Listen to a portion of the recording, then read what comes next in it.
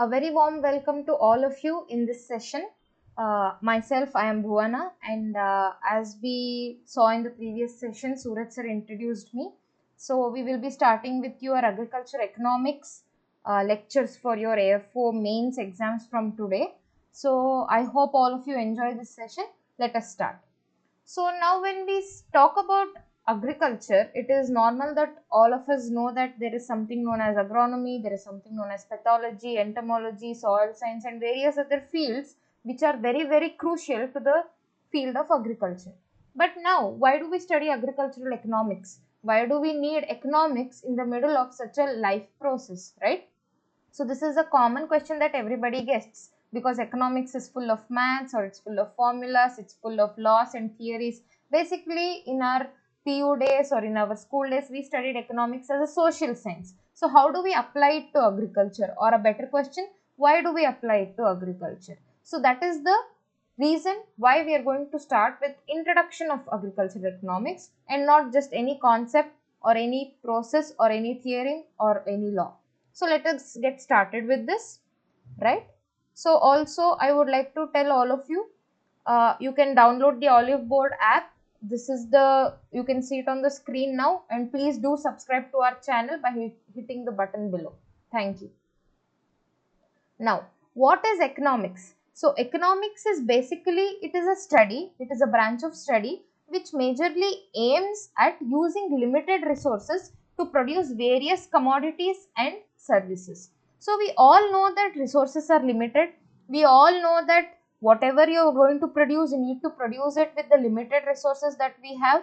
So your resources can be anything. It can start from basic inputs such as water, sunlight, air, and it can go to complex stuff like machinery, fertilizers, pesticides, etc. Right? So all of them are limited because where do we get fertilizers from? Again, there are some chemicals used in that. Those chemicals are again limited. So economics in general, not only related to agriculture, but in general, it is a study which tells us how to use limited resources and produce various commodities with them. So now, why is having limited resources such a problem? So that is the major question that we are asked. So why is it a problem that there are only limited resources, right?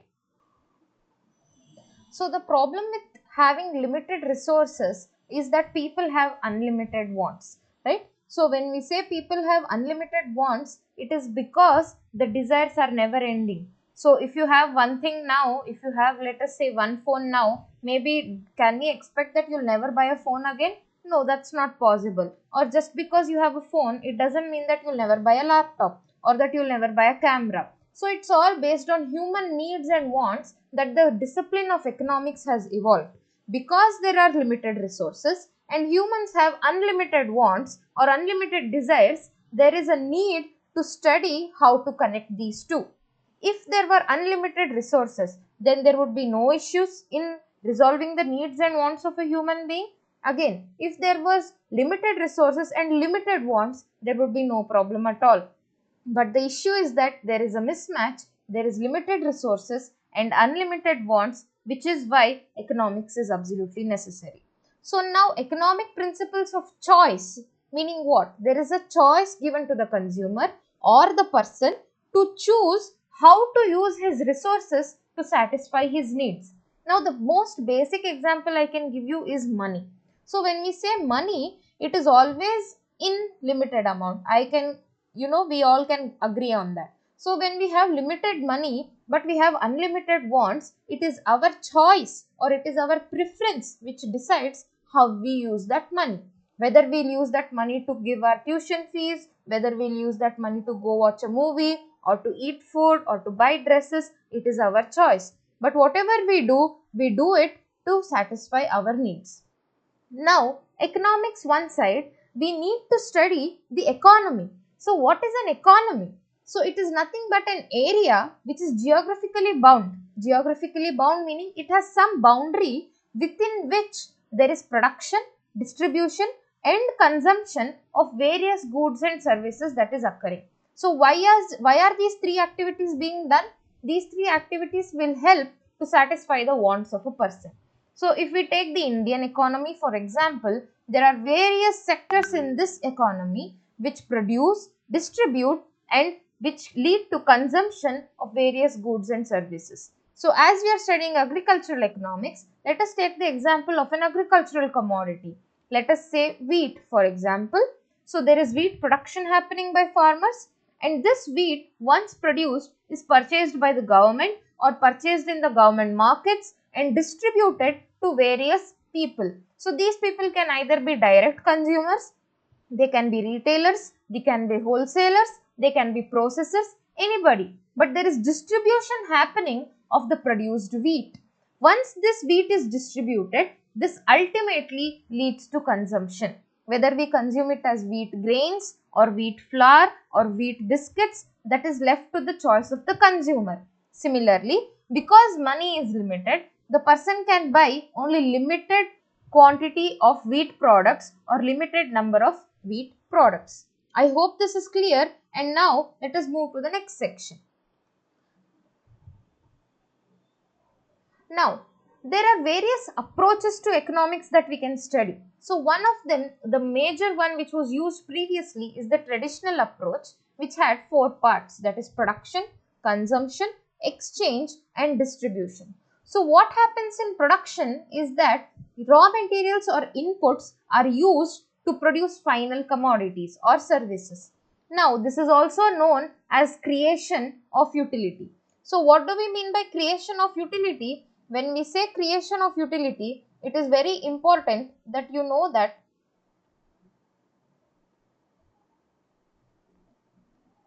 when we say creation of utility, utility meaning the want satisfying power of a commodity, right? So when we produce something, let us say we are producing a table, we will need wood, we will need labor in the form of carpenter, and we will need nails or let us say other machinery, right?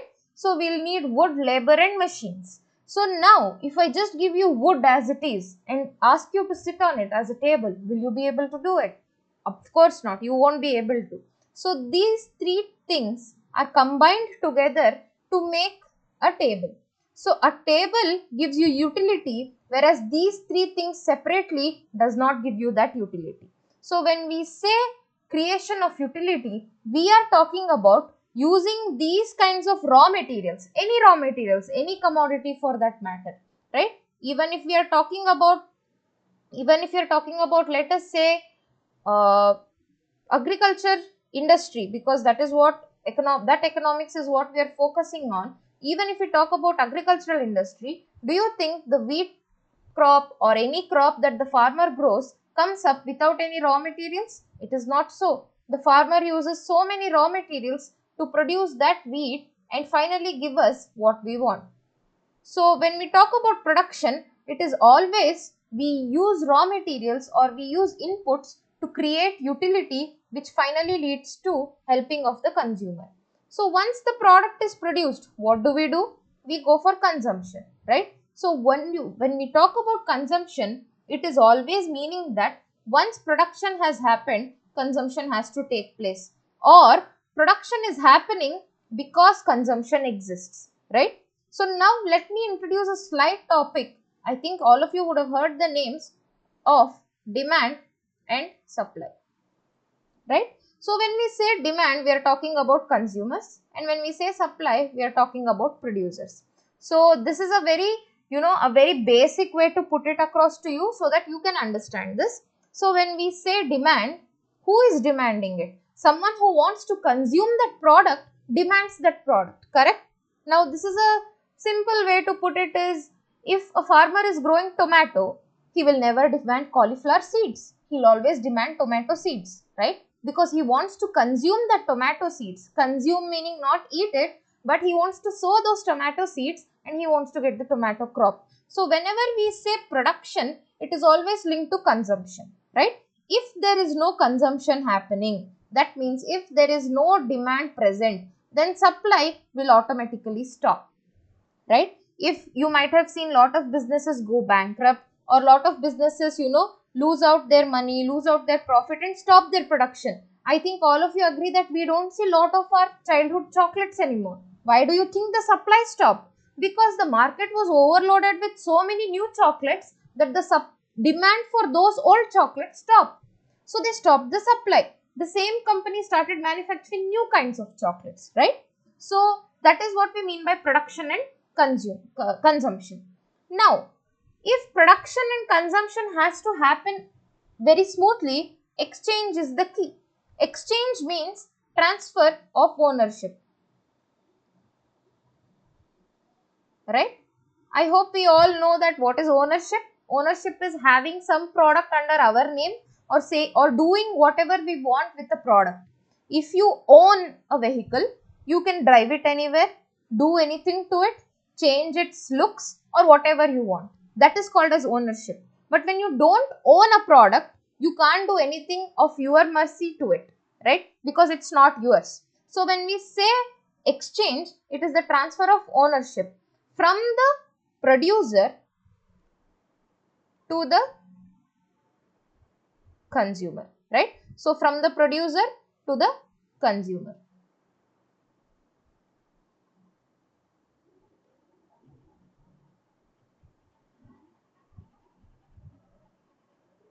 Now that we have studied about, production, consumption and exchange, what is distribution? When we talk about distribution, I think we all know what distribution means. But the question here is, what are we distributing? It's not about what is distribution, but what are we distributing? So now let us see, there is a farmer. He produced a crop and sold it to a retailer, and this retailer sold it to a consumer, right? Now this is known as a supply chain, a very simple supply chain. So this consumer pays some amount of money to the retailer. This retailer pays some amount of money to the farmer, correct? Now the farmer has got some amount of money. Let us call it as his income, which is obvious. The farmer has got some income. He got his income by selling his crop.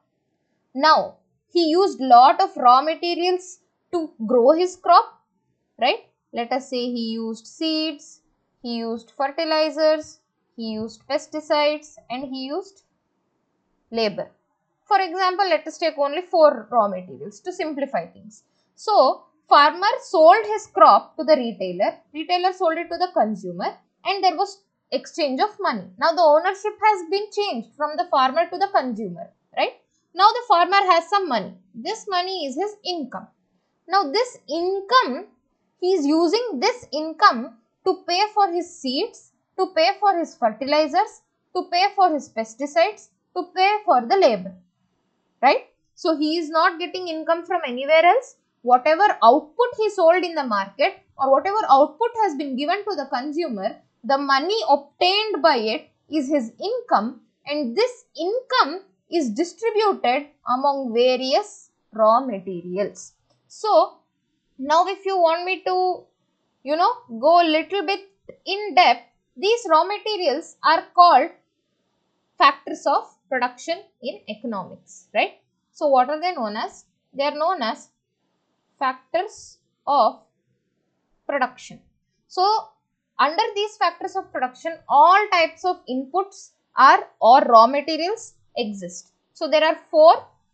First one is land, second is labor, third is capital, and the fourth one has lot of names. Generally, it's known as organization.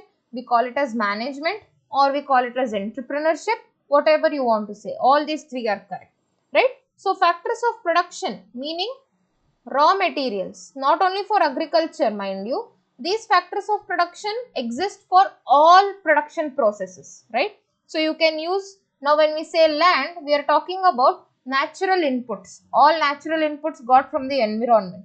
When we talk about labor, we are either talking about animal labor, machine labor or human labor, right?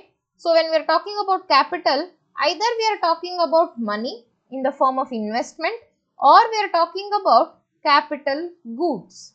So, capital goods are those goods which will help you to produce the final commodity. That means you have some raw materials, you are using capital goods in the middle to convert that raw materials into the final commodity, right?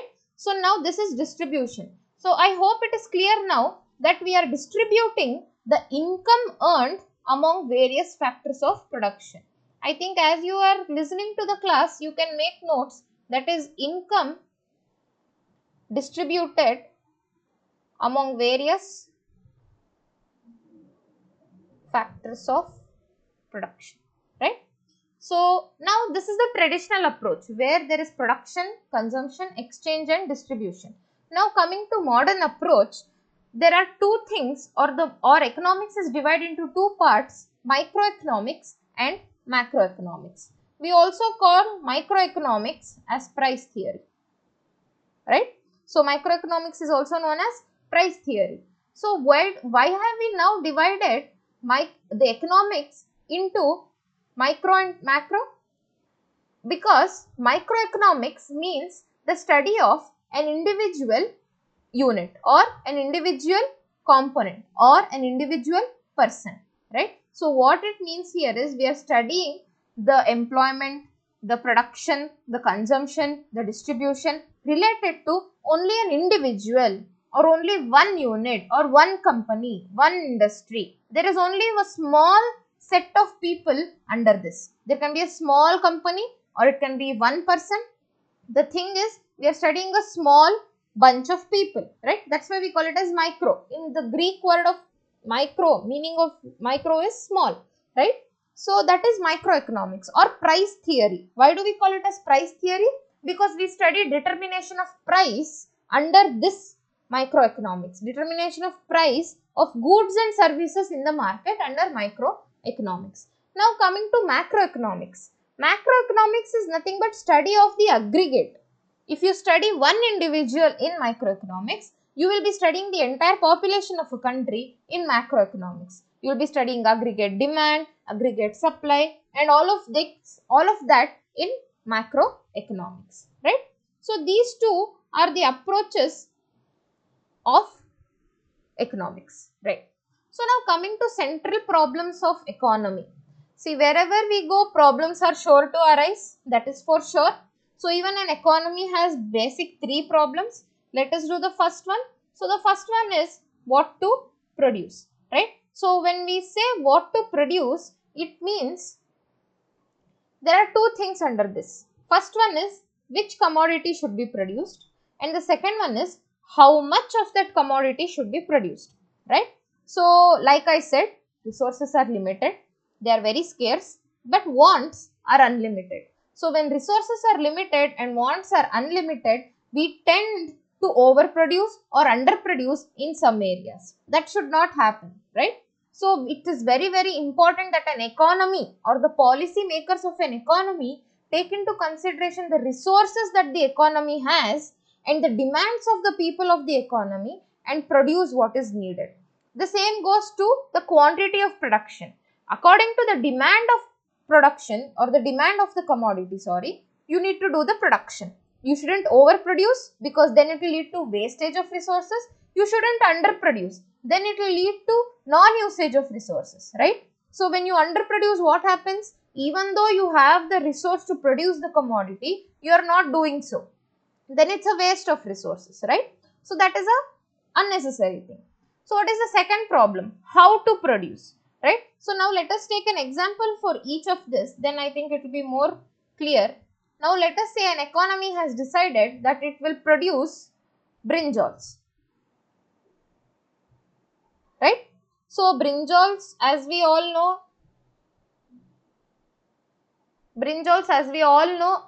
is a vegetable, right? So how to produce this brinjal? We don't know whether should I use seeds, whether should I use some other technique, should I use tissue culture, is tissue culture even available for brinjal, or is there any other method that I can use, or should I use some other variety, or which variety should I use, which breed should I use? All of these things will come under how to produce, right? So that is what we talk about, how to produce, because there are lot of process or lot of options available to produce a single commodity. Then that is what will happen, that is where the problem comes. Which process should I select, or which pathway should I select to get the final commodity? Because the final commodity is same, Final commodity is brinjal. But which is the best way? Which is the most efficient way? Which way will save me the most amount of money and get me more profit? That is the issue. Now, what is the third problem?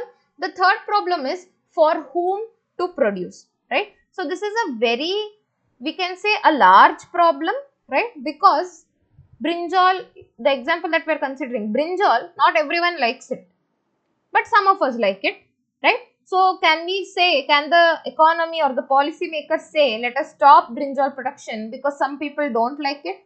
Then what will the people who like it do? Where will they get their brinjals from, right?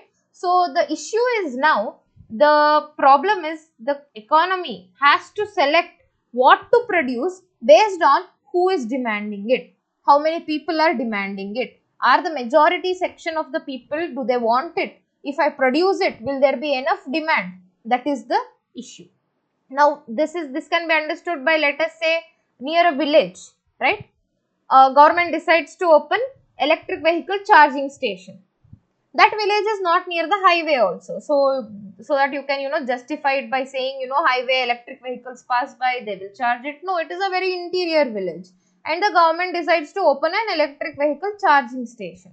Do you think it is very reasonable to do that in this day and age, right? So, I am not saying that villagers don't have electric vehicles, but it is just that it is hard to come by. Not many people will use it, right? And population is also very less. A village has maximum 300 to 350 houses, average village size. So, when we say if among 300 to 350 people, even if only 10 people have an electric vehicle, then that station or the charging station is not much of use, right? So, that is what we need to decide for whom to produce. That is one more problem. So, the three central problems of an economy are what to produce, how to produce, and for whom to produce. Now, coming to two-sector economy.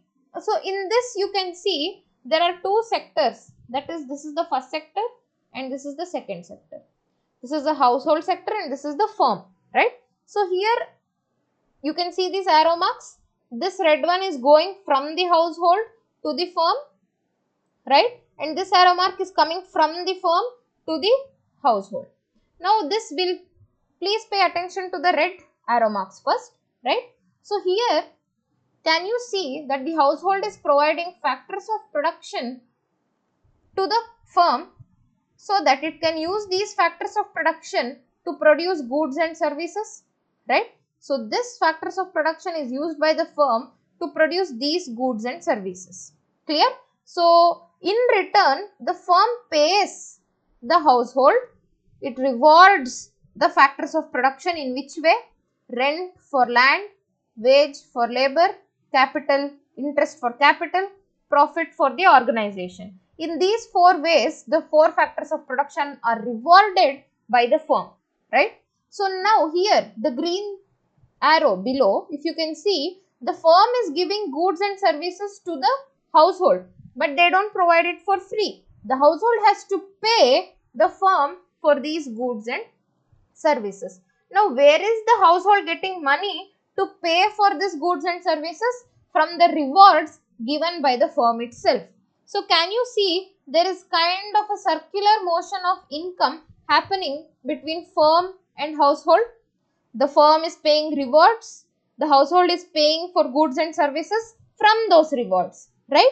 The firm is using this payment of goods and services again to produce more goods and services and provide rewards for the factors of production. So, this you can also call it as circular flow of economy, circular flow of national income.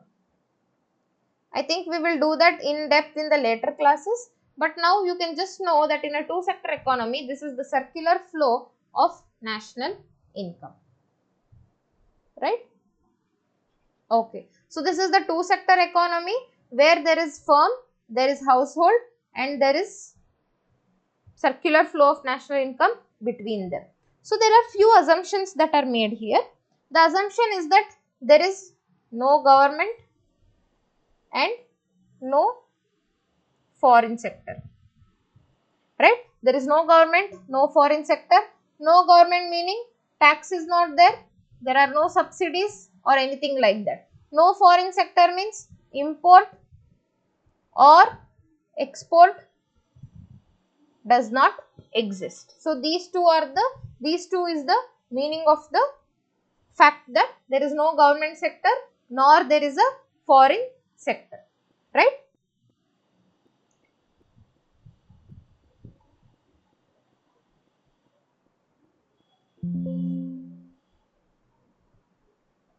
Okay. Now, moving on to the next one, that is a three-sector economy. Now, what is a three-sector economy?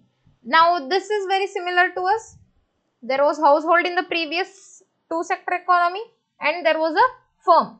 The only thing that is added is the government. So, your government is making your third sector. It has become your third sector. So, everything is same. Household is providing factors of production to the firm. Using those factors of production, firm is producing goods and services, right? So, because the household is providing factors of production to the firm provides rewards to the household. Using this reward, the household pays for the goods and services received by the firm. These things I think we have already done in two-sector economy. We discussed it. Now, what is new? Tax and benefits are new. If you can see, tax is paid by the firm to the government as well as by the household to the government. Tax is paid by firm as well as by household. If you can see, government gives benefits to the firm as well as to the household, right? So, tax, corporate tax or excise duty, all of that is paid by the firm. Excise duty, obviously it's not there now, it's under GST, but still. So, now the government, the household tax, meaning it can be your income tax, right?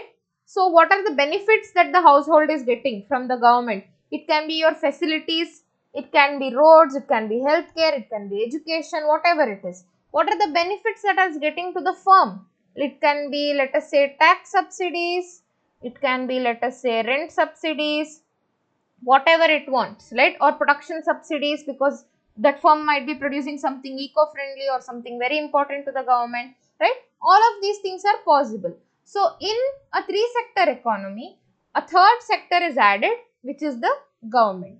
Now, slightly moving back to the two-sector economy, I would like to tell you two more things, that here the households, there are no savings, right? That means all the rewards earned by the household is spent on the goods and services. That is one more assumption. Okay. So, the assumption is that there is no savings for in the household and all the income earned by the household is spent by them. Okay. I hope this is clear. I hope the general things that we have talked about today is clear.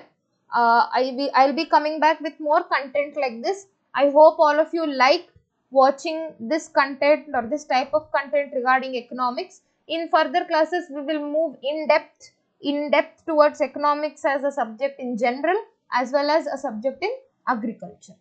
I hope all of you have a good day ahead. Whenever you guys are watching this video, please make sure to like and subscribe. More further videos which will be very helpful for your AFO exams and further subjects will also be taken up by us, right? I hope you all have a good day. Thank you very much.